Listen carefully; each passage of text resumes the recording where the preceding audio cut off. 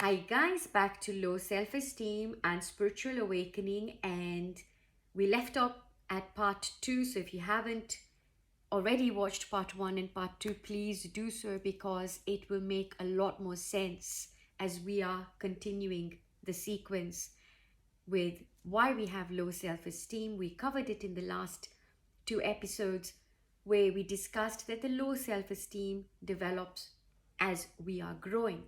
Now, what a spiritual awakening does is it literally dispels the ignorance around the concept of self-esteem, right? So much so that there is no self to be esteemed.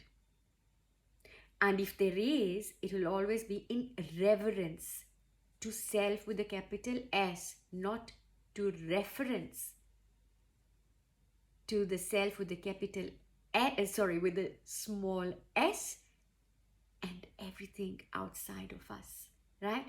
Now, the more inward we turn, the more we will be able to get rid of this, and we will find that I am the self with the capital S.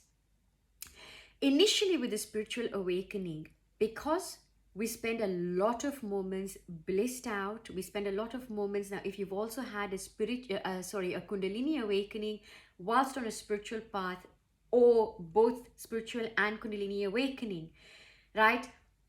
If it is a spontaneous one, or even not, if you've already been on the path and you already have a guru or are following a community or a teaching, the initial stages create a lot of bliss. They create a lot of Amrita, a lot of Satchitananda, and actually, biologically, it is the production of nitric oxide. There's also something else called anandamide. So we have a lot of different neurotransmitters that are happening. So, when we go to plant medicine or we go to anything outside of us that is able to produce altered states of consciousness, or the fact that we also want to go there, is because it's reminding us we are able to do it. So everything that we're able to do within us, right, we reach out for outside of us. So because what is the effect of all these things? We already have, we are a storehouse, we are a factory. So in those moments, because we will be in an altered state, right? So that's when we become a bit ungrounded and we are sort of lost in this beautiful rasa, the amrita, and we don't want to come out of it. We don't want to come back, and everything is just, we are blissed out, right? Which is okay. Some of us choose to be that way and can stay in that zone for very, very long time. But eventually, I don't know whether some of you have watched this movie called Samsara. If you haven't, tried to find it and watch it. So it was a movie about a monk who had meditated for about 1,000 days in a cave, and when the 1,000th day came, all those in his monastery came to get him, and then he went back, into normal life as a monk. Now, in that time, as they were going to a village or they were going somewhere, he happened to notice just the wrist of a lady, right? And within a few nights or days, he would wake up, but his bed was a bit wet, and then his roommate would clean it, right? And what was actually happening was his mind was perturbed, so his senses were working, right? Eventually, he stopped being a monk and he went back to samsara. He went into the samsara, but even being in the samsara, it didn't take him long to then find another woman as well.